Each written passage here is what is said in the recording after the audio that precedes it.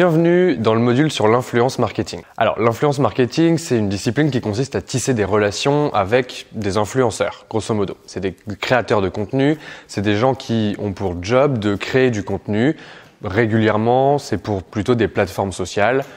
Aujourd'hui, l'avènement des influenceurs, il est sur Instagram, mais il peut être un peu partout. On va inclure dans ce module tous les youtubeurs, tous les blogueurs et vraiment tous les gens qui vivent de leur production de contenu. Ce marché de la production de contenu et de l'influence, il est hyper impressionnant et surtout, on n'en voit que la face immergée de l'iceberg.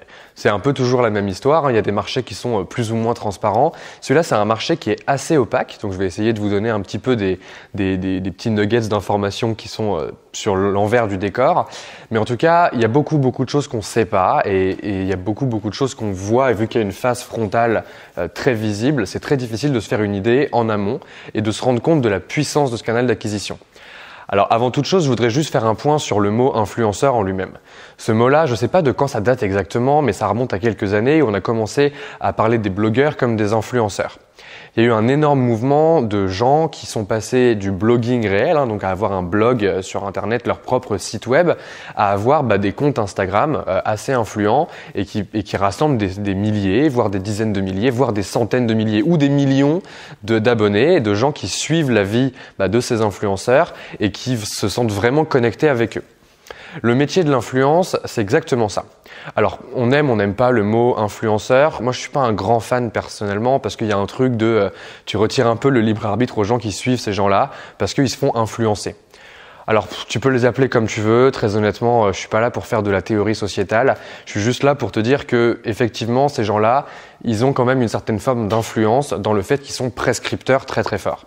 Pour avoir des amis qui sont influenceurs ou influenceuses, je me rends bien compte que leur pouvoir de prescription est très fort et que quand ils ou elles disent à leurs abonnés que il faut acheter tel objet ou que ce produit-là vaut le coup ou que ce truc-là vaut pas le coup, il y a un pouvoir de prescription qui est très fort. Les gens les écoutent. On en pense qu'on veut, la société est comme ça et en tout cas, il y a vraiment quelque chose à faire à ce niveau-là, notamment si vous arrivez à trouver les influenceurs et les blogueurs, etc., qui targetent votre propre audience. Si vous avez des gens qui sont des potentiels leads dans leur audience, vous avez un canal tout tracé où les gens peuvent vraiment vous faire passer un message qui va être vu par leur audience non pas comme une publicité, mais plus comme une recommandation d'un pote. Cette recommandation, cet effet de recommandation, il est extrêmement puissant en termes d'acquisition parce que les gens, ils préfèrent toujours avoir quelqu'un qu'ils connaissent et en qui ils sont rassurés, qui leur dit d'acheter quelque chose plutôt que juste de prendre la décision par eux-mêmes.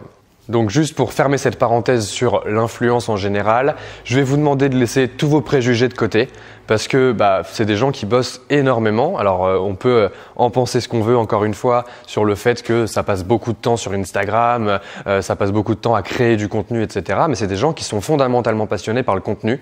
Je pense que la plupart d'entre nous réalisons même pas à quel point il y a du travail énormément derrière ce qui est présenté comme affiche. Il y a une distorsion de la réalité qui est claire. Il y a une présentation d'un produit plutôt que d'une personne réelle derrière. Très souvent, c'est des personnages qui sont créés et qui sont mis en avant dans ces contenus-là, que ce soit YouTube, Instagram, Facebook pour les plus anciens et puis le blogging en général. C'est souvent des personnages. C'est des gens qui créent des produits avec leur propre personne. C'est un travail qui est colossal et je trouve que ça vaut le coup de respecter ce travail. Notamment si vous avez déjà regardé le module sur la création de contenu, sur une stratégie de contenu en acquisition. Si vous l'avez pas regardé, je vous invite à le faire pour comprendre ce qu'il y a derrière. Créer du contenu, c'est intense. Ça demande beaucoup de temps. C'est un personnage. Ce que je fais là maintenant devant la caméra, c'est un truc qui est de la représentation. Genre évidemment que dans la vraie vie, si vous me croisez un jour, je vais pas vous parler comme ça hyper directement en vous disant « Écoutez, c'est vraiment super, on peut faire plein de choses avec les canaux d'acquisition. » Genre cette énergie-là, je la mets parce que c'est le contenu que j'ai envie de créer, c'est le produit que j'ai envie de créer. Et tout le job d'une stratégie d'influence marketing, ça va être de repérer des gens comme ça qui ont réussi à créer un produit auquel une audience s'est rattachée, qui est très souvent autour de leur personne, et de leverager leur pouvoir de prescription sur des leads qui peuvent être intéressants pour vous. Alors ce canal, il a une particularité, c'est qu'il est à la fois inbound et outbound dans une certaine mesure, dans le sens où il y a à la fois un effet de branding très très fort à avoir des gens influents qui vont parler de vous et à la fois des méthodes de marketing d'influence qui vont être très très très mesurables.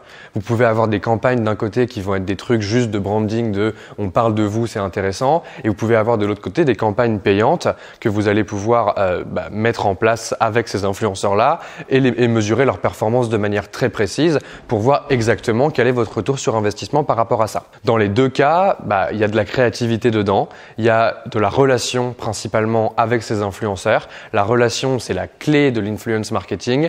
La relation, ça passe par des petites attentions, ça passe par du care, ça passe par plein de petites choses qui sont pas essentielles. Il n'y a pas une recette miracle pour faire en sorte que ça fonctionne, mais on va essayer de voir ensemble comment on fait pour bâtir une stratégie d'influence qui a vraiment un impact sur notre business.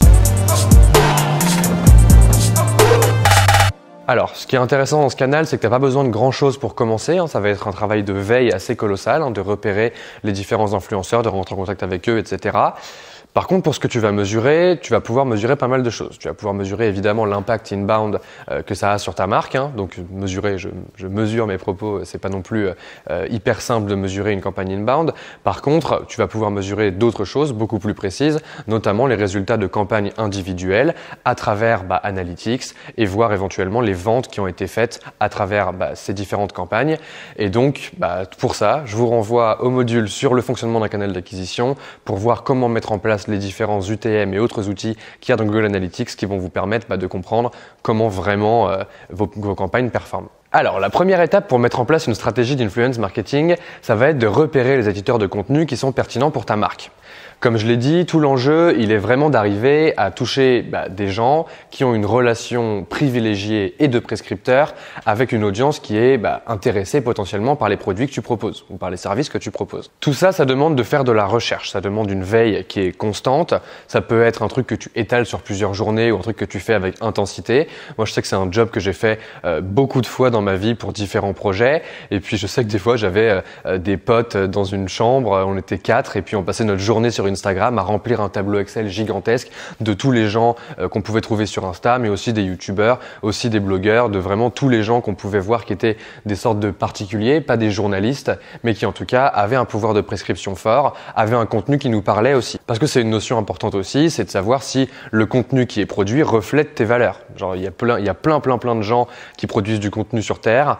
Ces contenus, ils sont de qualité différente et ils reflètent des valeurs plus ou moins différentes et il va falloir trouver lesquels correspondent à ce que tu veux passer comme message. Toi, ton but, ça va être donc de trouver énormément de gens. Pour trouver ces gens-là, il n'y a pas 36 solutions. Tu vas commencer par taper dans Google, évidemment.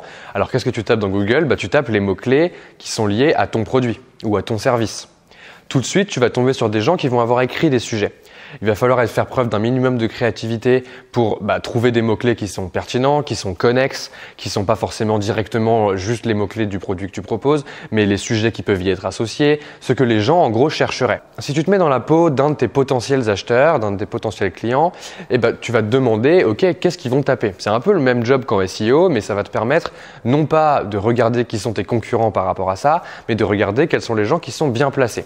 Le contenu, c'est extrêmement puissant en SEO et donc en fait, ça va remonter assez facilement. Donc très rapidement, que ce soit sur les pages 1 à 5 de Google, tu vas normalement avoir des blogs, avoir des vidéos YouTube qui sont aussi très poussées par l'algorithme de Google. Tu vas avoir énormément de contenu de gens qui vont avoir édité ces contenus. Google, c'est une manière. Après, il y a toutes les autres. Tu peux aller sur YouTube, tu peux aller regarder les hashtags sur Instagram, tu peux aller regarder les hashtags en fait un peu partout sur les différents réseaux. Tu peux fouiller toi-même, faire ta propre veille et essayer de t'intéresser à ce sujet-là. Et d'ailleurs, je pense que c'est la meilleure manière de faire. C'est pas de le voir nécessairement comme une action froide. Aujourd'hui, j'ai rentré 80 personnes dans mon tableau Excel et c'est vraiment super pour ma stratégie d'influence marketing et je veux faire du business parfaitement. Tu peux complètement le faire de manière intuitive et te demander, ok, qui sont les gens dont j'apprécie le contenu et avec qui j'aimerais collaborer parce que ça m'intéresse. Et enfin, la dernière et probablement meilleure méthode pour faire en sorte de découvrir des influenceurs intéressants, c'est de demander à des gens qui sont déjà clients chez toi ou qui ont déjà, en tout cas, entamé un process de sales ou en tout cas une connexion avec toi d'une manière ou d'une autre. Parce que leur demander qui sont tes influenceurs ou tes comptes Instagram ou tes trucs YouTube préférés, c'est très souvent une bonne manière de découvrir. Je sais que typiquement, moi dans mes cercles, il y a beaucoup de gens qui écoutent des podcasts régulièrement. Les podcasts, c'est aussi une forme d'influence. audience. Et je vois très souvent des gens qui sont là, genre, ah ouais, mais toi, c'est quoi tes nouveaux podcasts que tu as découvert récemment? Ah bah j'ai découvert machin, machine, truc, muche. Et en fait, les gens consomment du contenu, et à partir du moment où le contenu, c'est quelque chose de gratuit, c'est quelque chose qui se partage très facilement. Donc c'est facile en fait d'avoir des gens qui vont vous dire, ah mais tu devrais vraiment regarder ce truc-là. Après, vous, votre job, c'est de concrètement regarder les contenus. Ça m'amène à ma deuxième étape qui est de vraiment s'intéresser au contenu réel que ces gens produisent. Un peu comme je viens de dire juste avant, il faut pas être froid et distant, il faut être animé un minimum par ce que vous faites. En tout cas, j'espère que si vous faites ce que vous faites, c'est parce que vous kiffez. Pour ça, trouver des gens qui sont dans la même vibe que vous et dont vous admirez le travail, ça me paraît être quelque chose d'essentiel. Donc regardez ces contenus, ça peut faire peur de prime abord, surtout sur les gros influenceurs, les gros youtubeurs, etc. Parce que c'est des gens qui vont avoir énormément de contenu à proposer. Ça veut dire que c'est du temps assez long passé à juste scroller des feeds, regarder des trucs, regarder des vidéos. Ça peut aussi être du temps, si vous aimez votre job, où vous pouvez avoir l'impression que c'est pas du tout du taf et que ça ne compte pas du tout. Moi, je sais que quand je fais ma veille sur YouTube pour regarder des contenus, m'inspirer, découvrir ce que j'ai envie de piquer à droite à gauche pour les vidéos coup d'état, je passe beaucoup de temps sur YouTube. À la fin d'une journée où j'ai passé la moitié de mes heures à regarder YouTube, j'ai pas nécessairement l'impression d'être productif aux yeux de la société. Genre, j'ai plutôt l'impression d'être une loque dans mon canapé. Par contre, c'est un travail qui fondamentalement a de la valeur. Et ça, il faut pas le sous-estimer et il faut être content de faire ce job-là parce que ce travail de recherche, de veille et de s'intéresser aux personnes, il va vous permettre de bien comprendre comment tisser une relation avec eux et surtout d'être content de travailler avec ces gens-là. Et je pense que être content, c'est quand même le but quand on bosse. Donc quand tu commences à découvrir tous ces influenceurs, influenceuses, youtubeurs, tout ce que tu veux et que tu commences à établir une liste, tu vas te poser la question de comment enrichir cette liste et comment se poser la question d'éviter un peu les scams. Alors évidemment, sur les gros comptes, en général, leur audience, elle est plutôt visible. Il y a les gens qui laissent des commentaires, il y a les gens qui mettent des likes, etc., etc. Mais par contre, il y a quand même une grosse frange de la population où on n'est pas vraiment sûr de l'audience et de l'engagement de l'audience qu'il y a derrière les comptes qu'on peut regarder. Il y a une stat qui m'a impressionné qui est que 67% des boîtes qui disent avoir investi dans une stratégie d'influence marketing se sont retrouvées avec des gens qui sur le papier étaient super parce qu'ils avaient beaucoup d'abonnés mais qu'au final ça n'avait pas eu d'impact du tout sur leur marque. Je pense qu'il y a deux raisons à ça. La première, c'est que des fois, tu vas pousser un influenceur, une influenceuse qui est pas du tout pertinente pour ta marque. Et puis, il y a des fois où, en fait, les gens sont juste des comptes où il y a peu d'engagement. Le nombre d'abonnés, c'est une vanity metric, c'est un truc où tu te dis « Ouah, la personne, elle a 150 000 abonnés, c'est incroyable ». Mais in fine, ce qui compte, c'est des métriques qui vont être plus proches du reach, de l'engagement, des interactions directes avec le compte, etc., etc. Toutes ces métriques-là, moi, il y a un outil que j'adore qui est complètement gratuit, qui s'appelle Social Blade et qui te permet de taper le nom d'un Instagrammeur, d'un YouTuber, de ce que tu veux et de regarder un peu ces métriques d'engagement. Ça va te permettre de voir combien de fois il a posté récemment dans les dernières semaines. Ça va te permettre de voir son nombre d'abonnés et l'évolution de son nombre d'abonnés. C'est d'ailleurs très intéressant de se poser cette question-là, genre en fonction des contenus qu'il poste, est-ce qu'il gagne ou il perd des abonnés. On est dans une période avec Black Lives Matter et tous les trucs de les violences policières, etc., où il y a beaucoup de gens qui commencent à avoir des contenus qui perdent des abonnés. C'est un phénomène qui est récurrent. Les abonnés des gens, c'est jamais une courbe parfaitement exponentielle ou parfaitement linéaire. C'est très souvent des pics de up and down et c'est intéressant aussi de corréler les contenus des personnes qui ont été publiés avec leur augmentation ou leur diminution d'abonnés. Bref, il y a énormément de stats que vous pouvez regarder et c'est important de prendre du recul par rapport à tout ça. Évidemment que comme je vous l'ai dit juste avant, les gens ne sont pas juste des statistiques, juste des chiffres et un canal d'acquisition bien rodé qui va vous amener des leads, mais évidemment non plus que les gens ne sont pas juste tout rose et c'est sympa et c'est la fête des bisounours. La plupart du temps, il va falloir mélanger un petit peu les deux et pour ça, regardez des métriques comme le taux d'engagement, donc sur un compte Instagram qui marche bien, un taux d'engagement autour de 5%, c'est vraiment un bon taux d'engagement globalement. Ça veut dire que c'est 5% des abonnés du compte qui vont vraiment interagir avec les publications. C'est un chiffre, si vous commencez à faire du contenu, vous allez vite vous rendre compte que c'est vraiment difficile à atteindre et c'est hyper intéressant. On se rend pas compte. On a l'impression que 150 000 abonnés ou 1,5 million d'abonnés, ça fait 1,5 million de personnes qui vont interagir avec toutes les publications qui passent. C'est pas le cas. Ça augmente avec les stories, ça augmente avec plein d'activités qui vont être mises en place par ces différentes plateformes pour augmenter le taux d'engagement. Mais c'est difficile en tant qu'éditeur de contenu d'avoir un contenu engageant. Donc quand tu commences à avoir une bonne liste bien fournie des différents éditeurs de contenu sur ton marché qui te paraissent pertinents pour ta boîte et que tu les as bien enrichis avec des chiffres et que tu as pris ce temps pour vraiment les connaître leurs personnages et connaître le contenu qu'ils produisent, tu vas pouvoir commencer à te poser la question de les contacter. Contacter des influenceurs, ça peut paraître difficile, voire impossible.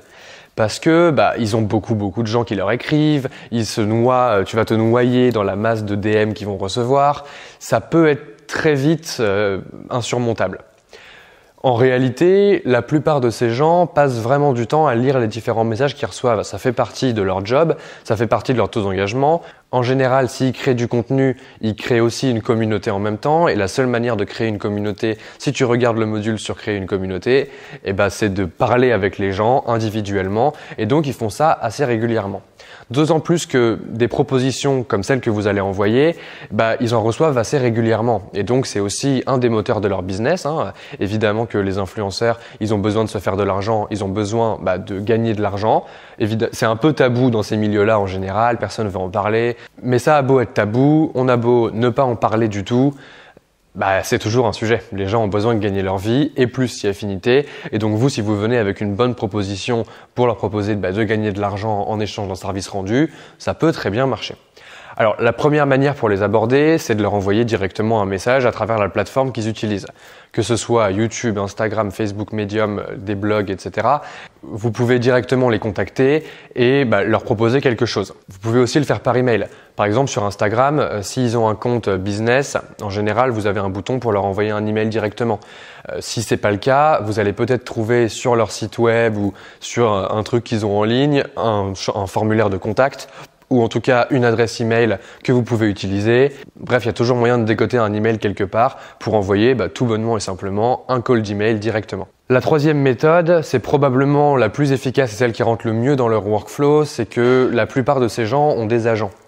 Le monde de la création, le monde de YouTube, de Instagram, de tout ça, c'est un monde où finalement les gens sont considérés comme des artistes plus que comme des entrepreneurs. D'ailleurs, c'est un truc qui me plaît beaucoup. Mais donc, ça veut dire qu'ils ont délégué très souvent toute la partie administrative et business à quelqu'un d'autre. Ce quelqu'un d'autre, c'est un agent et il ou elle a pour rôle de vraiment prendre tous les calls, de négocier les contrats, de faire le tri aussi des choses qui sont pas intéressantes de prime abord pour la personne qui produit les contenus. Tout ça dans l'objectif de faire en sorte que l'éditeur de contenu passe du temps à créer du contenu, à faire ce qu'il est bon à faire. Je sais que dans le coup d'état, ça peut paraître un peu bizarre parce que moi, je suis tout le temps en train de vous expliquer que vous pouvez tout faire vous-même. C'est une croyance fondamentale que j'ai à propos des gens, c'est que je pense qu'on peut faire vraiment beaucoup de choses différentes. Mais il est vrai que rester focus sur un seul sujet et continuer à faire un seul truc très très bien pendant très longtemps, c'est quand même la meilleure manière d'exceller. Et donc, ça m'amène à mon dernier point sur le fait de contacter les influenceurs, c'est qu'il faut prendre ça en compte. Il faut prendre en compte le fait que leur objectif à eux, c'est principalement de créer du contenu. Évidemment qu'il y a un objectif secondaire qui est de générer du cash derrière, mais en même temps, si vous arrivez à leur proposer l'un en leur montrant que l'autre va pas être impacté nécessairement, vous avez forcément une carte à jouer. C'est pour ça que quand vous envoyez un DM ou un email, envoyez pas une proposition avec une plaquette avec 150 slides PDF. Envoyez vraiment un message qui dit « Bonjour, j'ai vu tes contenus, je kiffe trop ce que tu fais, j'ai adoré ta dernière vidéo sur machin. Est-ce que ça t'intéresserait de discuter? Parce que nous, on a une marque qui fait ça et on aimerait bien voir ce qu'on pourrait faire ensemble. » Gros bisous, machin. T'es pas obligé d'être aussi familier, la plupart de ces gens sont des personnes et méritent d'être respectés comme il se doit. Mais en tous les cas, l'idée est là. Je vous donne volontairement pas un template avec un message écrit sur comment contacter un influenceur parce que je pense que vous n'êtes pas des moutons. Je pense que vraiment, il faut faire cet effort de comment je vais communiquer avec une personne en respectant son temps. Respecter le temps de cette personne, c'est vraiment important et lui montrer que vous êtes ouvert à la discussion et que vous n'êtes pas juste quelqu'un qui veut profiter de son influence, en général, c'est de très bonnes idées. Je vous fais confiance pour trouver des messages, j'espère que vous m'en enverrez des beaux en me montrant comment vous avez décroché vos premiers rendez-vous avec des influenceurs.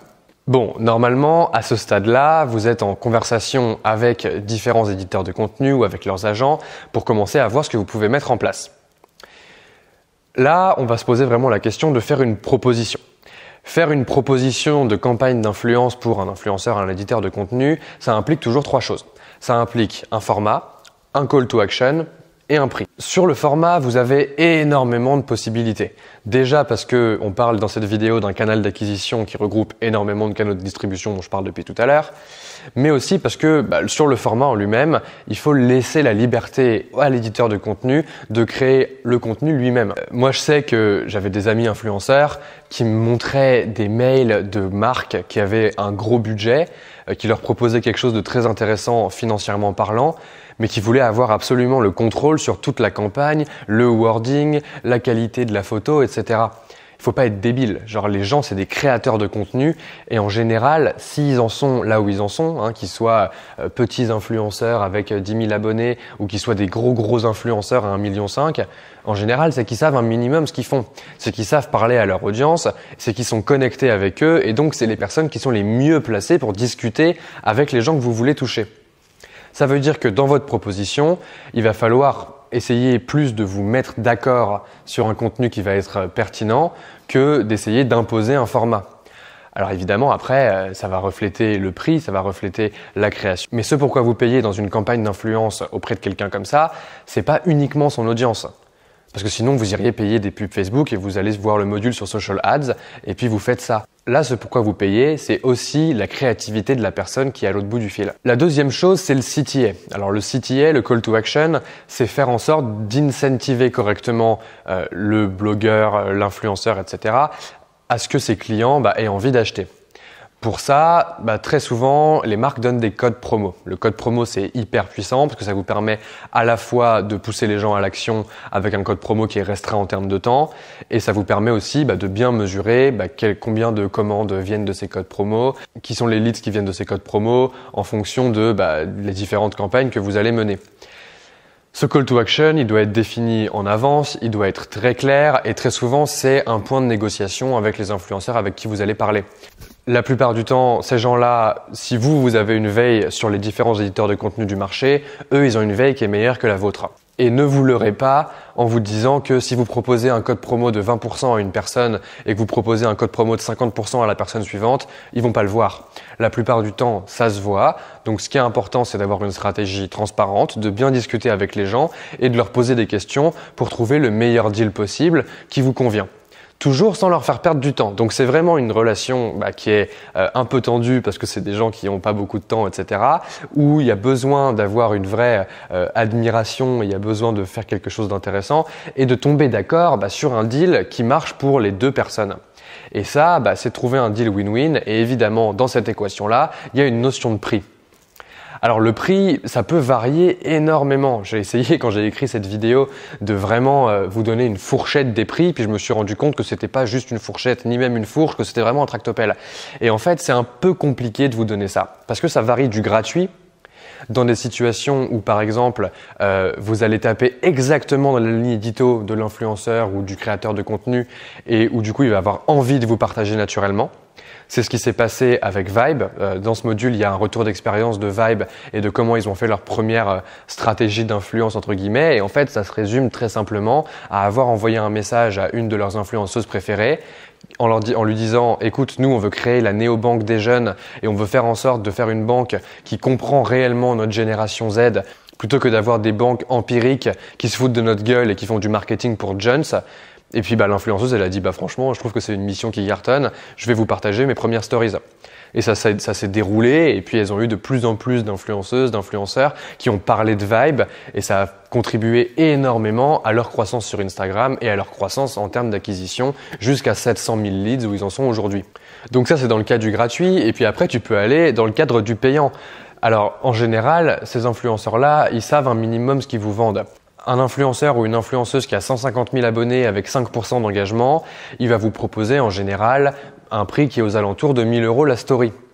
1 000 € la story, ça peut paraître très très cher, mais il faut bien se rendre compte qu'en fonction de leur positionnement sur le marché, ils ont affaire à des marques qui sont potentiellement beaucoup plus puissantes que les vôtres.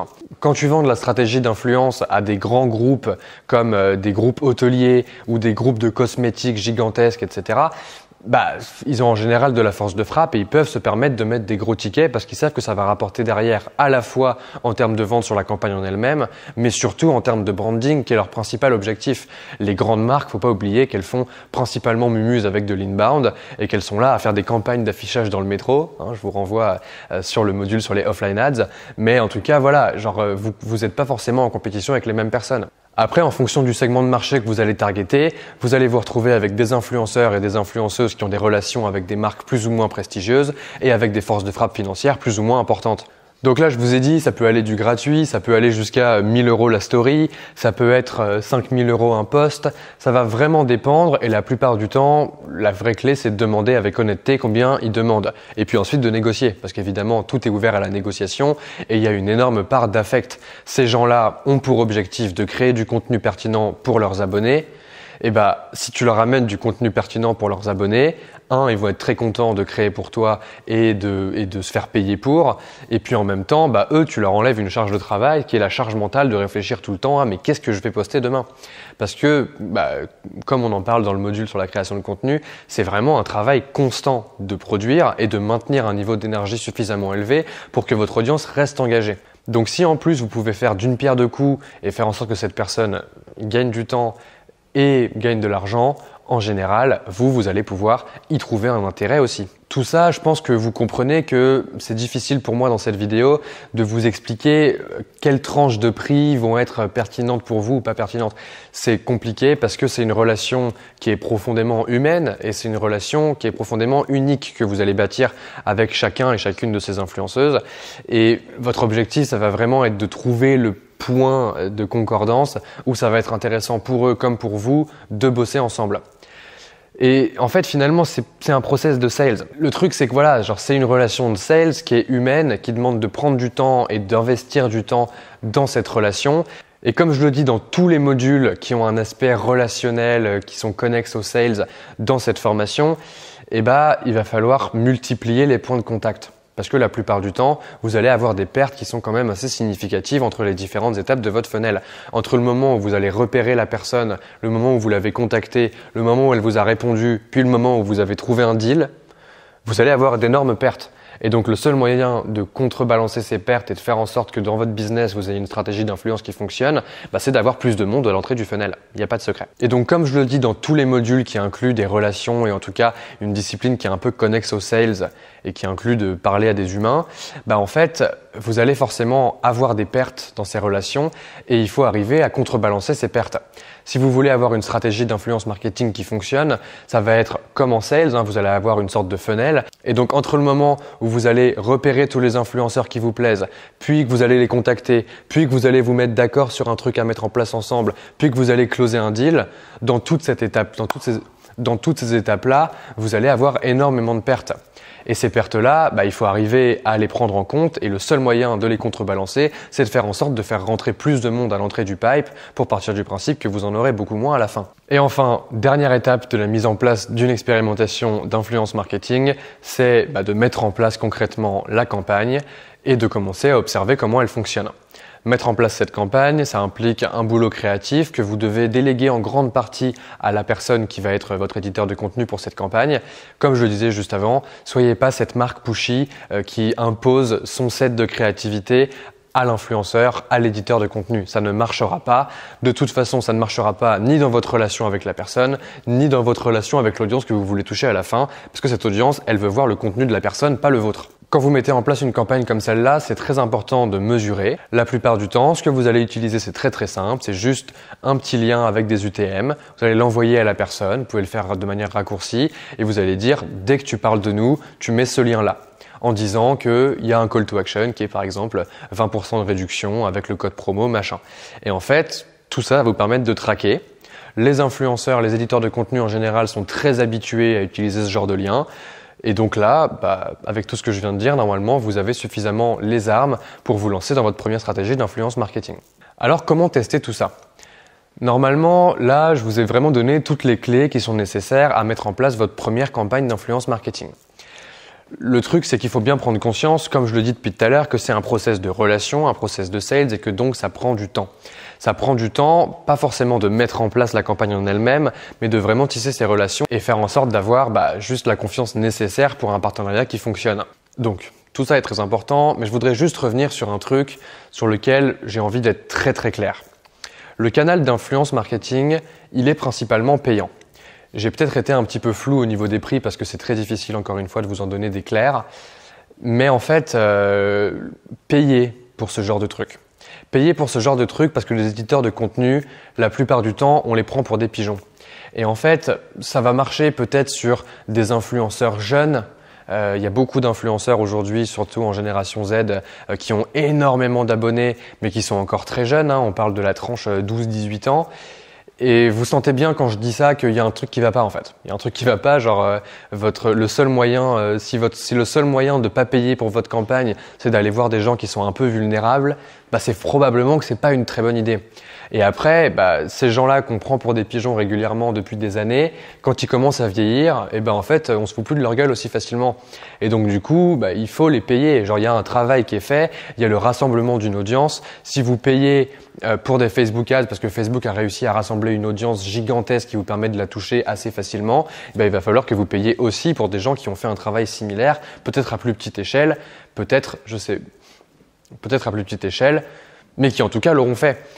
Et ça me ramène à mon premier point initial qui est oublier tous vos préjugés sur les créateurs de contenu parce que ces gens-là font un travail phénoménal et qu'il faut savoir les rémunérer pour. Donc c'est un canal qui est inbound et outbound. C'est un canal qui vous permet de brasser énormément de gens avec un pouvoir de prescription très très fort. Et le seul truc qui compte dans tout ça, c'est d'avoir une relation efficace, pertinente et profondément émotionnelle avec la personne avec qui vous interagissez.